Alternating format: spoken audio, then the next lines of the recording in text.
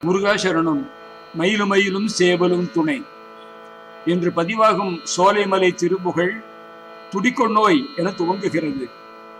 ராமாயண குறிப்பு அடங்கிய பாடலை கேட்டதும் அந்தகக்கவி வீரராக முதலியார் ராமகாவியத்தின் நாயகன் ஸ்ரீ ராமரோடு அபிராமன் எனும் வள்ளலை இணைத்து பாடிய பாடல் ஒன்றை பதிவு செய்ய அவா கொள்கிறேன். அதை இறுதியில் கேட்போம்.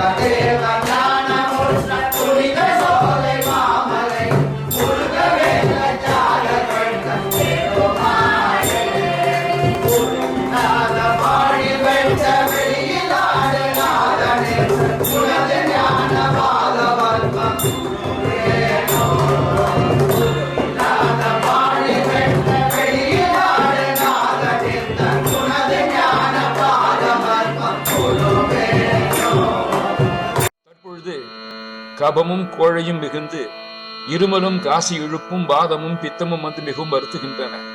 அன்றே ஞானத்தால் இதை அருணகிரியார் அறிந்து நோய்களற்ற வாழ்வு வேண்டுகிறார்.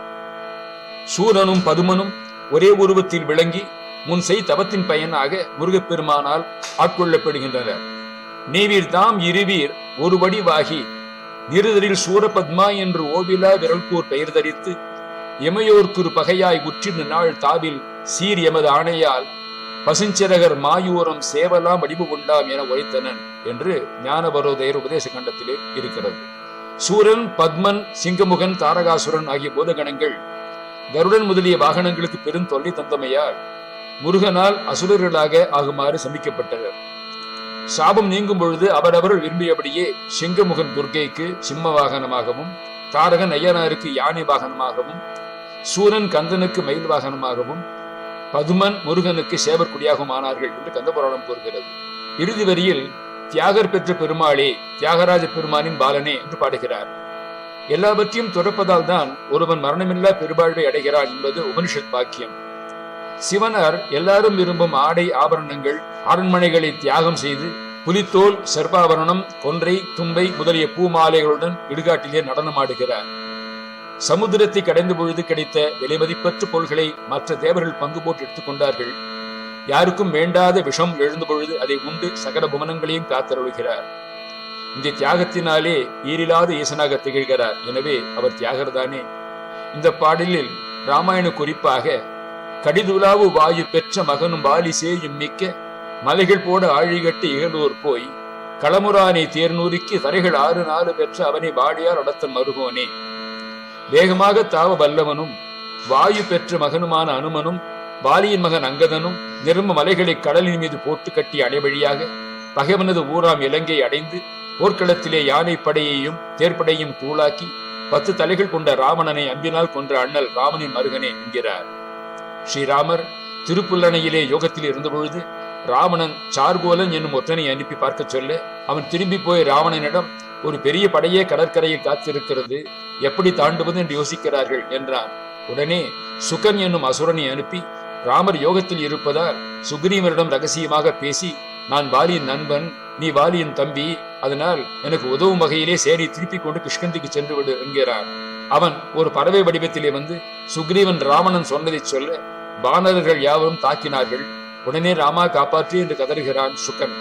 கர்ப்பசயனத்தில் இருந்த ராமர் அவனை விட்டுவிடுங்கள், அவன் தூதுவன், அவனை கொல்லக்கூடாது என்றவுடன் அங்கதன் இவன் படைய ரகசியத்தை பார்க்க வந்தவன், அதனால் கொல் என்று சொல்ல ராமர் கருணையால் அவனை கட்டி போட்டார்கள். அருணகிரியாரின் ராமாயணத்தை பார்த்த நாம் கம்பர் பெருமான் சேதுபந்தன படலம் என்ற ஒரு படலத்திலே 72 பாடல்கள் மூலம் சேதுக்கரை கட்டியது பற்றி விவரிக்கிறார் என்பதை அறிகிறோம். ஸ்ரீராமர் கடலின் மேல் பானத்தை விடுகிறேன் என்றதும் கடல் அரசன் தோன்றி, நன்று இது புரிதும் அன்றே நளிகடல் பெருமை நம்மால் இன்று இது தீரும் எண்ணின் எளிவரும் பூதம் எல்லாம் குன்று கொண்டு அடுக்கி சேது குயிற்றுதிர் என்று கூறி சென்றனன் இருக்கை நோக்கி வருணனும் அருளின் சென்றான். உடனே சில வானரங்கள் மலைகளை பெயர்த்தன, சில வானரங்கள் பெயர்க்க அம்மலைகளை இழுக்கலாயின, சில வானரங்கள் மலைகளை தலைகளில் தாங்கின, சில வானரங்கள் மலைகளை கொண்டு கடலை தூர்த்தன, சில வானரங்கள் மலைகளை கடலில் தூர்க்க ஆரவாரம் செய்தன, சில குரங்குகள் மகிழ்ச்சியால் ஆடின, இராமரது புகழை பாடின. கம்பரின் கவிச்சுவை நிறைந்த பாடல், பேர்த்தன மலை சில பேர்க்க நின்றார்த்தன சில சில சென்னி ஏந்தின, தூர்த்தன சில சில தூர்க்க நின்று ஆர்த்தன சில சில ஆடி பாடின. பேர்த்தன மலை சில பேர்க்க நின்று ஈர்த்தன சில சில சென்னி ஏந்தின, தூர்த்தன சில சில தூர்க்க நின்று ஆர்த்தன சில சில ஆடி பாடின. மேகமண்டலம் வரை உயர்ந்து திகழும் மலைகளை பெரிய குரங்குகள் விரைந்து எடுத்து வந்து எரிய தான் கற்றிருந்த அற்புத வித்தை வன்மையால் நளன் மலைகளை லாவகமாக பிடித்து தாங்கினான்.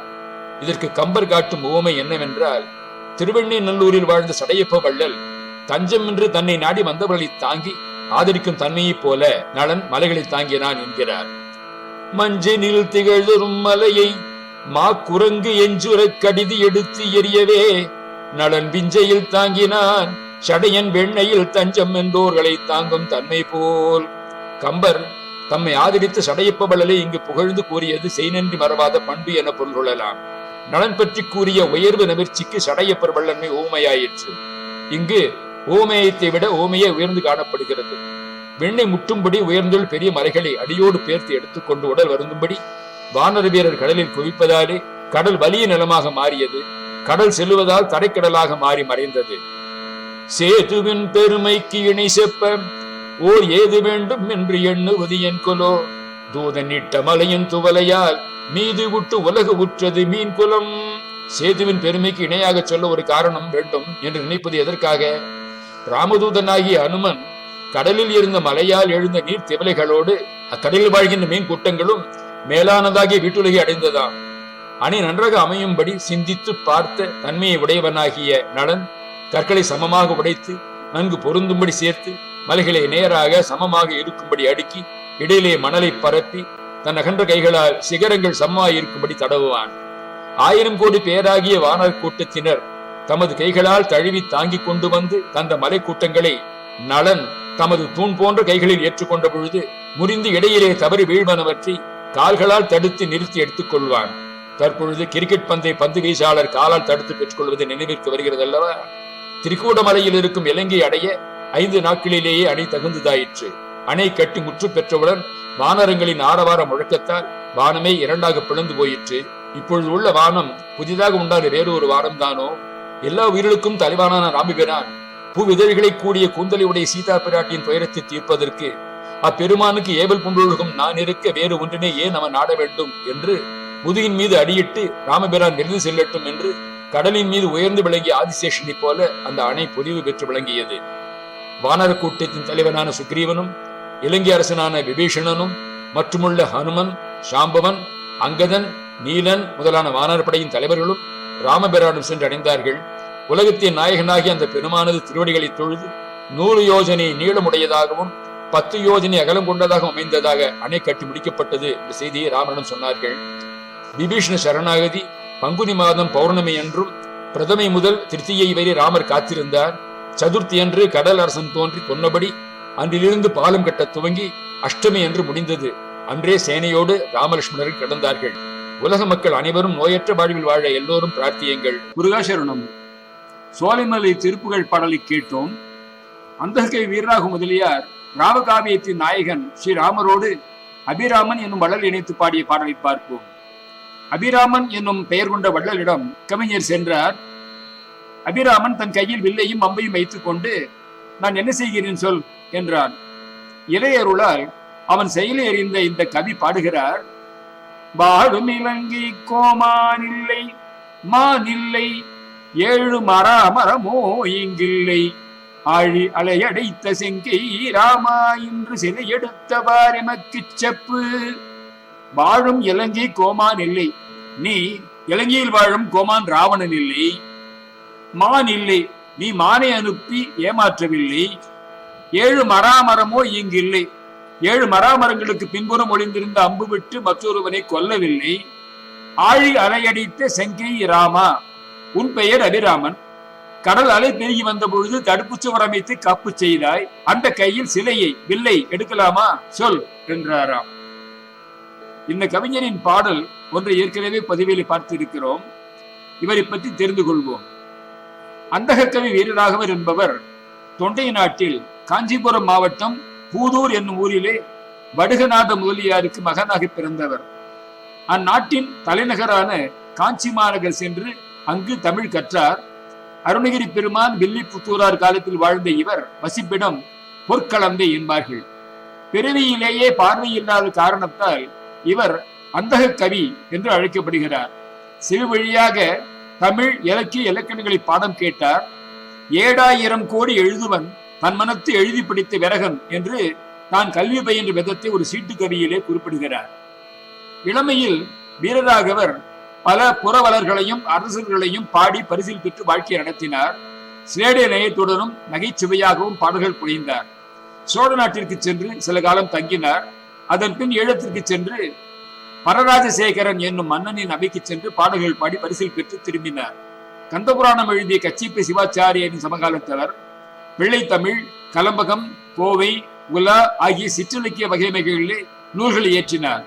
திருவாரூரில் கோயில் உள்ள தியாகேஸ்வரின் பெயரில் திருவாரூர் உலா, கயத்தாற்றின் அரசன் பெயரில் கயத்தாற்றரசன் உலா இவை பாடினார். பல தனிப்பாடல்களும் கடிதங்கள் போல் எழுதப்படும் சீட்டு கவிகளும் புனைந்தார். அரியலூரில் உள்ள கிருஷ்ண ஒப்பில்லாத மழவராயர் எனும் ஜமீன்தாரை பாடி பரிசில் பெற்றார் என்று ஓ.வே. சாமிநாதையர் என் சரித்திரம் நூலில் குறிப்பிடுகிறார்.